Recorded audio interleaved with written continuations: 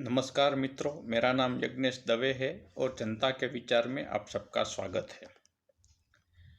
पिछले वीडियो में हमने देखा कि राष्ट्र और समाज की उन्नति और विकास के लिए 4 क्षेत्रों में बदलाव लाने की जरूरत है, जिसमें से पहला पॉलिटिक्स, दूसरा इकोनॉमिक्स, तीसरा एजुकेशन और चौथा लॉ है।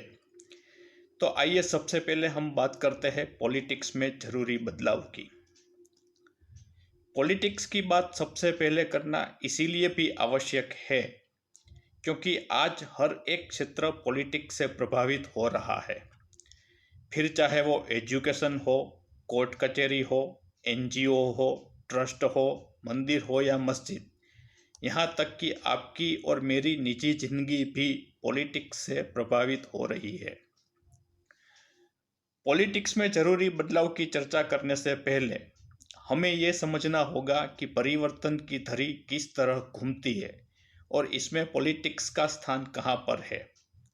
बाद में हम ये समझेंगे कि पॉलिटिक्स की शुरुआत कहाँ से हुई और उसका उद्देश्य क्या था। परिवर्तन की बात करें तो परिवर्तन की धरी 4 जगहों पर घूमती है। उसमें सबसे पहले है धर्मवाद। धर्मवाद के समय में लोग धार्मिक होते हैं, एक दूसरे की मदद करते हैं, धर्म और सेवा को ही अपने जीवन का उद्देश्य समझते हैं और स्वार्थी तो बिल्कुल नहीं होते। धर्मवाद के बाद आता है सत्तावाद। सत्तावाद के समय में लोग सर्वोच्च सत्ता हासिल करने की दौड़ में लग जाते हैं। सत्ता पाने की लालच में स्वार्थी भी बन जाते हैं क्योंकि उसके जीवन का उद्देश्य धर्म नहीं लेकिन सत्ता पाना ही हो जाता है। आप इतिहास खोलकर देख लो तो पहले के राजा महाराजाओं और मुगलों के जमाने में सत्ता के लिए भाई भाई का और बेटा बाप को दगा भी दे देता था।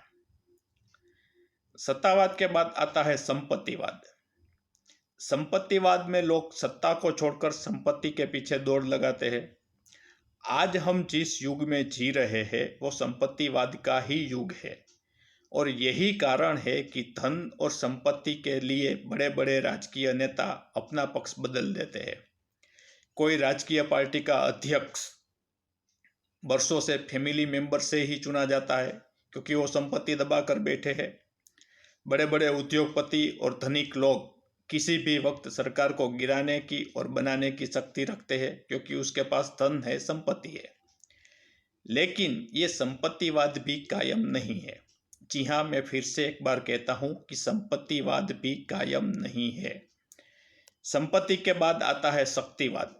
संपत्तिवाद के बाद आता है शक्तिवाद। शक्तिवाद में जिसकी लाठी उसी की भैंस जैसा माहौल होता है, जैसे कि आज अफगानिस्तान में हुआ है। शक्तिवाद में आपकी संपत्ति की वैल्यू 0 हो जाती है और इसका सबसे बड़ा उदाहरण ही अफगानिस्तान है, जहां लोग अपना घर व्यापार छोड़कर दूसरे देश में जाने के लिए मजबूर हो गए। शक्तिवाद में एक तरह से आंतरविग्रह शुरू हो जाता है और लोग आपस में लड़कर खत्म हो जाते हैं और यहीं से फिर वापस धर्मवाद का उदय होता है। आप इस परिवर्तन को हमारे पुराणों में दिए गए 4 युग के साथ भी जोड़कर देख सकते हैं। पॉलिटिक्स एक ऐसा विषय है जो इस परिवर्तन को रोक तो नहीं सकता, किंतु परिवर्तन की इस रफ्तार को कम जरूर कर सकता है। पॉलिटिक्स में जरूरी बदलाव की चर्चा करने से पहले पॉलिटिक्स की शुरुआत कहाँ से हुई और उसका उद्देश्य क्या था यह भी जानना जरूरी है, क्योंकि किसी भी चीज में बदलाव करने से पहले उसकी जड़ तक जाना जरूरी होता है। आज हमारे सामने जो पॉलिटिक्स का स्ट्रक्चर है, जैसे कि राष्ट्र के प्रधानमंत्री होते हैं, उसके नीचे और मंत्री जैसे कि वित्त मंत्री, गृह मंत्री, विदेश मंत्री, कृषि मंत्री जैसे पद होते हैं। बाद में हर स्टेट के सीएम और सीएम के नीचे स्टेट लेवल के प्रधानमंत्री होते हैं। बाद में स्टेट के डिस्ट्रिक्ट में मेयर और कॉरपोरेटर जैसे पद होते हैं, जिसे हम सांसद सभ्य, धारासभ्य, कैबिनेट मंत्री के नाम से भी जानते हैं। पॉलिटिक्स का ये स्ट्रक्चर कहाँ से आया? किसने हमें ये स्ट्रक्चर बताया कि एक बेहतरीन समाज व्यवस्था के लिए इस तरह का स्ट्रक्चर होना चाहिए? हमारे भारत देश में 3 नीतियां प्रचलित है, जिसमें पहली प्रहलाद नीति, दूसरी विदुर नीति और तीसरी चाणक्य नीति है। और शायद आप यकीन नहीं करोगे कि आज पूरे विश्व में जो पॉलिटिक्स का मॉडल है, जो स्ट्रक्चर है, वो हमारी प्रहलाद नीति में बताया गया है। उस समय जब ये पॉलिटिक्स की शुरुआत हुई प्रहलाद नीति के समय, उस समय में प्रधानमंत्री, सांसद सभ्य, धारासभ्य की जगह पर राजा, प्रधानमंत्री, सेनापति जैसे शब्दों का इस्तेमाल होता था, लेकिन मॉडल यही था, स्ट्रक्चर यही था। उस समय में जब पॉलिटिक्स का मॉडल बनाया गया तब उसका उद्देश्य था कि आम जनता भी राजा तक पहुंच सके और राजा भी आम जनता तक पहुंच सके, ताकि आम जनता की परेशानियां दूर हो।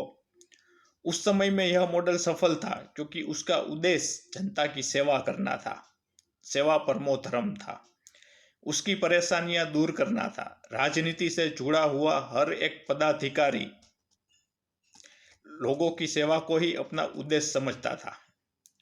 लेकिन आज के समय में यह मॉडल सफल नहीं है, क्योंकि मुझे पता नहीं, लेकिन कई सालों पहले किसी विदेशी व्यक्ति ने हमें यह सिखाया कि डिवाइड एंड रूल, यानी कि जनता की सेवा के लिए नहीं बल्कि सत्ता में आने के लिए राजनीति करो। यहाँ पॉलिटिक्स का हेतु बदल गया तो उसका मॉडल भी असफल होने लगा।